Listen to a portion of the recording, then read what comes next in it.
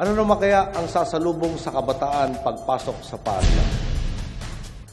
Ang minana po nating 2,573,212 na backlog sa upuan, tuluyan na rin nating matutugunan.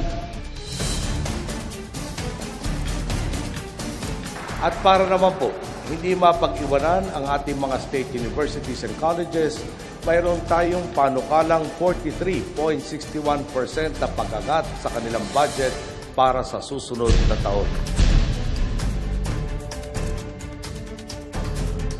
Sa tuwing harap ako sa isang bata na nagsasabing salamat sa papel at lapis, sa pagkakataong makapag-aral, ang tugon ko, kasama ka sa gumawa nito.